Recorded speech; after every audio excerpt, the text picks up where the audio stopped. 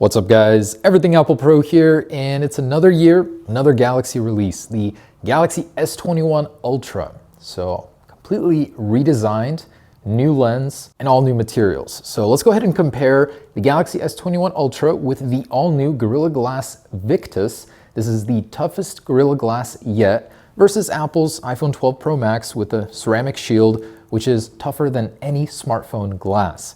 I think it's going to be a very interesting test here between the best from Samsung, the best from Apple, and of course this is a yearly tradition since the Galaxy S6. Now on the Galaxy we have an aluminum frame, on the iPhone stainless steel. Apple's already looking into titanium for the iPhone, which I think will make a very interesting drop test. Glass is still susceptible to breaking, to cracking. Let's see which one is better and at which heights.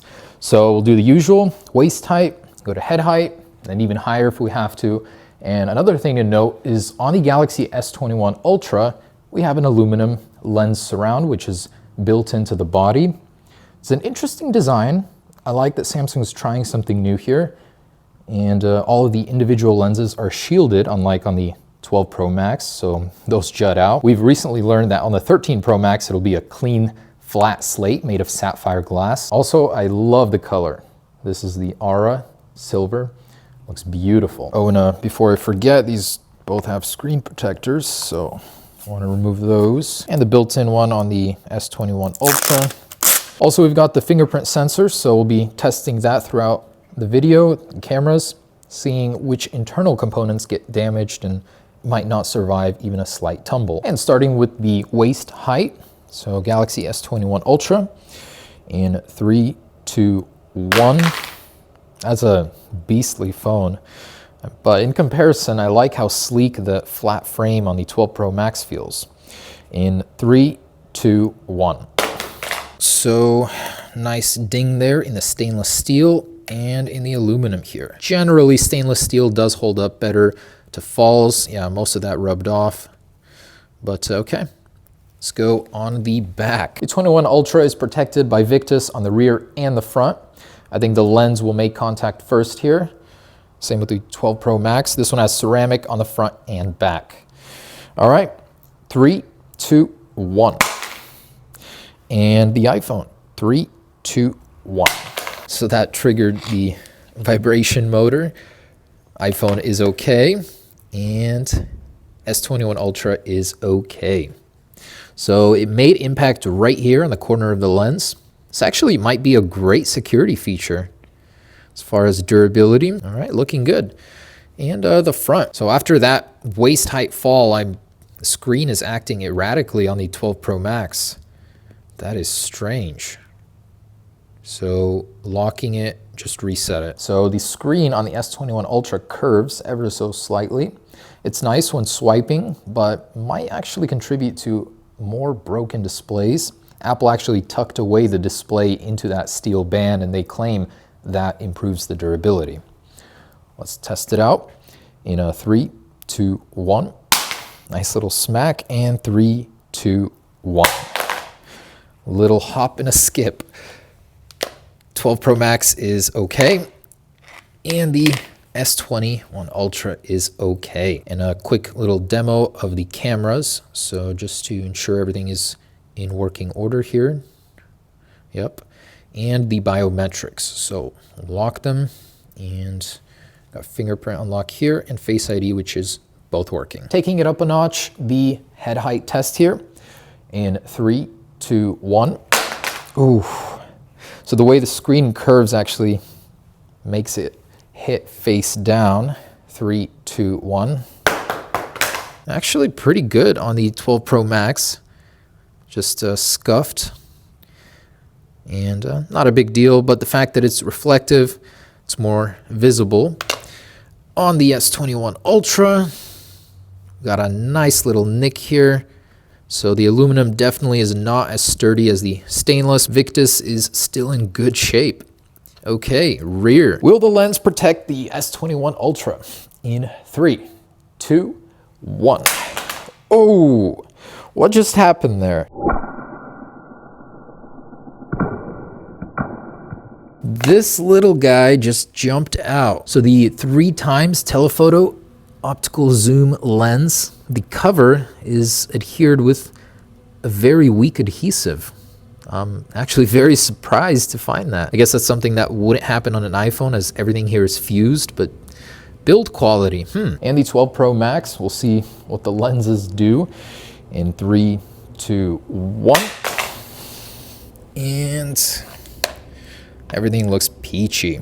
So we're making contact here on the corner, and the lenses, as you can see, the lenses have a very thin rim around them, and that is digging into the concrete. Otherwise, the glass is doing its job, holding up perfectly. So this one is the smackdown that might do these guys in. Curved Victus glass. 3, 2, 1. Ooh, that was loud. And 12 Pro Max in 3, 2, 1. Okay, so slightly on the edge, but did survive. So that dug in right here and here. And Victus is victorious. No damage. At this point, both are evenly matched. They have both survived head height falls from all angles. And biggest damage here is pretty much lens cover being ripped away from its housing and scratches. And just to make sure that everything is in working order before we proceed, lenses all look good. Fingerprint and Face ID both working. So I guess we just go even higher because these refuse to die. Let's bring in the ladder. Let's start with the Victus and trying to drop it on its side from near 10 feet in 3, 2, 1.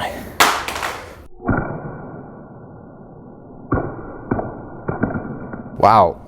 That was quite a tumble, and I can see that it survived. And the 12 Pro Max in 3, 2, 1.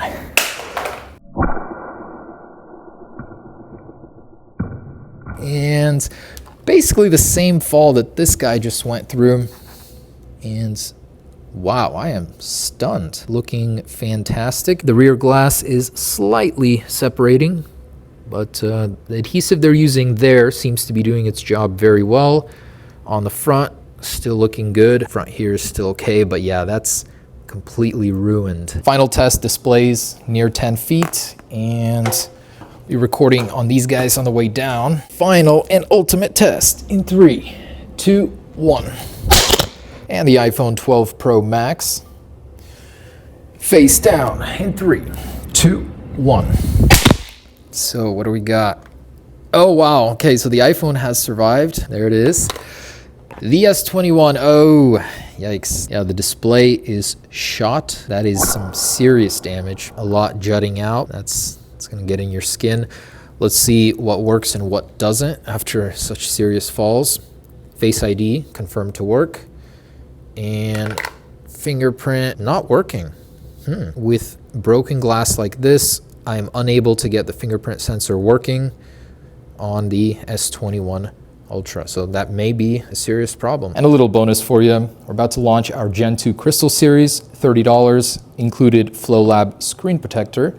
And now let's do a couple drops, 10 feet. I think you won't find a better value than this guy at the price point. Dropping in 3, 2, 1.